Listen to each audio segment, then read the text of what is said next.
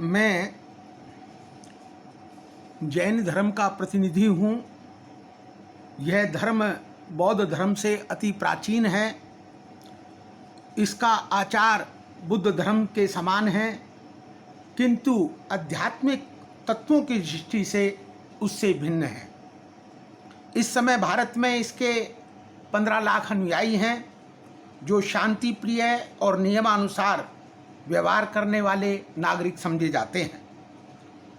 धर्म दर्शन के विद्वान नेताओं का एक ही मंच पर एकत्रित होकर धार्मिक समस्याओं पर प्रकाश डालने का यह भव्य दृश्य श्री आत्माराम जी महाराज के जीवन का आदर्श रहा है।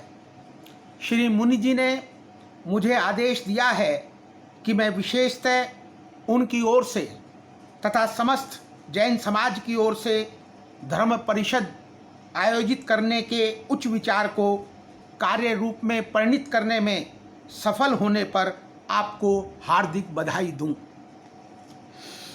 ये शब्द हैं श्री वीरचंद राघव जी गांधी के, जो उन्होंने 11 सितंबर 1893 में अमेरिका के शिकागो नगर में आयोजित प्रथम विश्व धर्म परिषद में अपना परिचय देते हुए व्यक्त किए।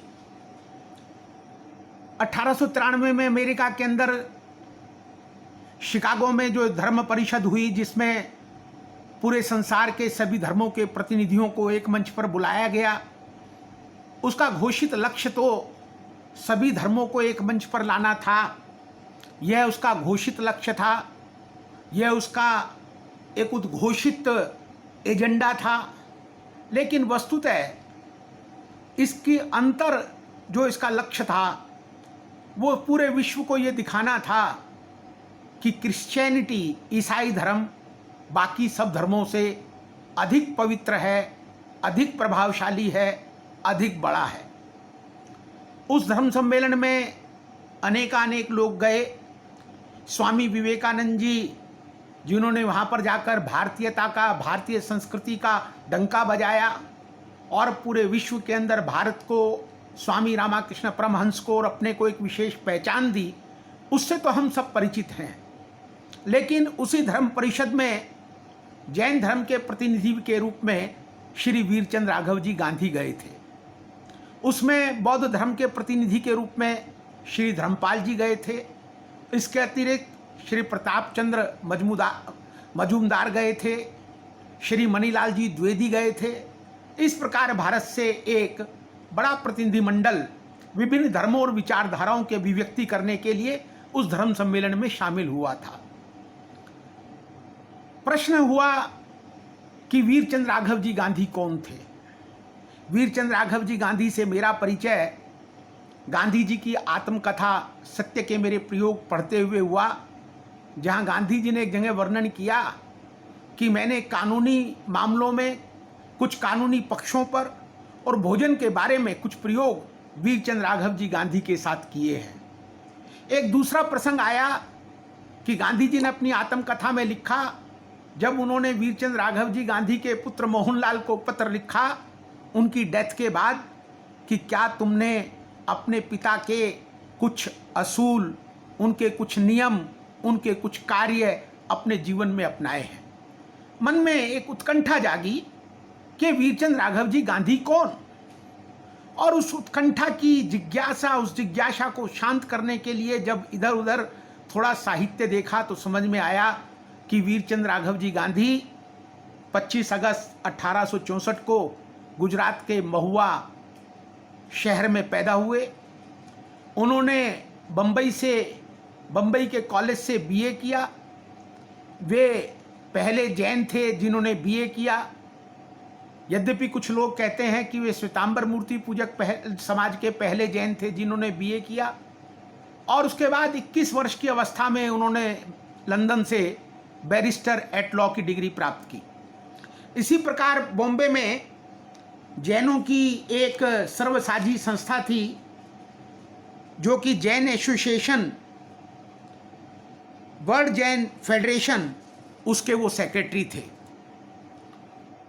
एक बड़ा प्रश्न मेरे मन में आया कि किसी व्यक्ति का बीए हो जाना और किसी व्यक्ति का एलएलबी हो जाना या किसी संस्था का बड़ा पदाधिकारी हो जाना ही दूसरे देश में जाकर एक धर्म और एक समाज को प्रतिनिधित्व करने का दायित्व सौंपना, यह बड़ा जोखिम भरा काम था। वो धर्म संसद थी, वहां पर आपको अपने धर्म को, अपनी मान्यताओं को, अपनी संस्कृति को, अपनी परंपराओं का उद्घोष करना था।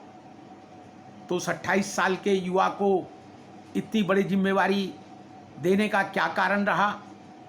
दरअसल 1892 में उस धर्म संसद में भाग लेने का जो निमंत्रण मिला था वो जैन आचार्य आत्माराम जी महाराज को मिला था। आचार्य आत्माराम जी महाराज उस समय अमृतसर में थे। प्रतिनिधिमंडल आया, उनसे प्रार्थना की कि ये विचार है और आप उस धर्म संसद के अंदर पधारें। आत्माराम जी महाराज एक प्रभावशाली जैन आचार्य हुए हैं। उस समय वे चर्चित भी बहुत थे, प्रसिद्ध भी बहुत थे। अपने त्याग के कारण से प्रसिद्ध थे, अपने संयम के कारण से प्रसिद्ध थे, अपनी जीवन शैली के कारण से प्रसिद्ध थे। और उसका एक बड़ा कारण यह था कि वे मूर्ति पूजक समाज के आचार्य बनने से पहले स्थानकवासी परंपरा में दीक्षित हुए थे। इसलिए पक्ष और विपक्ष दोनों उस समय उनके साथ चलते थे। आत्माराम जी महाराज ने कहा कि जैन साधु की क्रिया हमें इस बात की इजाज़त नहीं देती कि हम विदेश के अंदर जाएं। हम वाहन का प्रयोग नहीं करते, हमारे कुछ नियम हैं, उन नियमों के अंतर्गत हम विदेश में नहीं जा सकते। प्रतिनिधिमंडल ने उनसे आग्रह किया कि आप अपने किसी प्रतिनिधि को भेजिए। ये बात आचार्य जी ने स्वीकार की और उसके लिए चयन किया गया श्री वीरचंद राघव जी गांधी का। वीरचंद राघव जी गांधी की उम्र उस समय केवल 29 साल थी। 29 साल के युवा को इतना बड़ा दायित्व देना, उसके पीछे 3 बड़े कारण थे कि वीरचंद राघव जी गांधी भारत के अंदर अपनी क्षमता का, अपनी तर्क शक्ति का, जैन धर्म के ज्ञान का, जैन परंपराओं का लोहा मनवा चुके थे। समय शिखर के ऊपर, जो कि जैनों का पवित्रतम तीर्थ स्थान माना जाता है, वहां पर अंग्रेजों ने एक सूअर की चर्बी से साबुन बनाने का कारखाना खोलने का निर्णय पास किया। उसके विरुद्ध वीरचंद राघव जी गांधी ने सफलतापूर्वक मुकदमा लड़ा। वो कलकत्ता गए, वहां रहकर उन्होंने बंगाली भाषा सीखी और उस मुकदमे के अंदर उनको सफलता मिली और अंतोगत्वा वो कारखाना खोलने का जो प्रस्ताव था वो रद्द करना पड़ा। इसी प्रकार पालीताना के ठाकुर ने और अंग्रेजों ने पालीताना के तीर्थयात्रियों के ऊपर कर लगा दिया था। यह सीधा सीधा परंपरा पर, मान्यताओं पर और एक धर्म की स्वायत्ता पर चोट थी। वीरचंद राघव जी गांधी ने उस बात को भी अपने हाथ में लिया, उस मुकदमे को अपने हाथ में लिया और सफलतापूर्वक लड़ा और तीर्थयात्रियों पर जो कर लगाया गया था उसको हटाना पड़ा। इसी प्रकार मक्खी जी तीर्थ का एक बड़ा विवाद था। उस विवाद को हल करने के अंदर जैन समाज को जब किसी योग्य व्यक्ति की जरूरत पड़ी तो वहां पर भी वीरचंद राघव जी गांधी ने अपनी बुद्धिमत्ता का परिचय देकर उस विवाद को हल किया। इस प्रकार से वो समय शिखर जी का, पालीताना का और मक्खी जी तीर्थ के 3 बड़े कामों को सफलतापूर्वक कर चुके थे, इसलिए उनका चयन किया गया। वीरचंद राघव जी गांधी को आचार्य श्री जी ने अमृतसर बुलाया।